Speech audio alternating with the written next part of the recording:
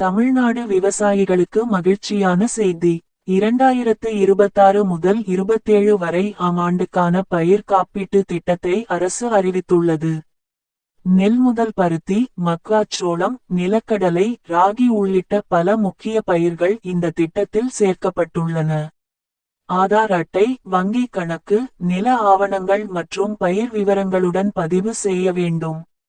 பயிர் காப்பீட்டிற்கான பதிவு ஜூன் 25 முதல் தொடங்கியுள்ளது. ஜூலை 31க்குள் பதிவு செய்ய மறக்காதீர்கள். தொடக்க வேளாண்மை கூட்டுறவு சங்கங்கள், தேசியமயமாக்கப்பட்ட வங்கிகள் மற்றும் இசேவை மையங்களில் பதிவு செய்யலாம். சரியான விவரங்களையும் முழுமையான ஆவணங்களையும் சமர்ப்பித்து காலக்கெடுவுக்கு முன் பதிவு செய்து பயனடையுங்கள். இந்த தகவலை அனைத்து விவசாய நண்பர்களுக்கும் பகிருங்கள்.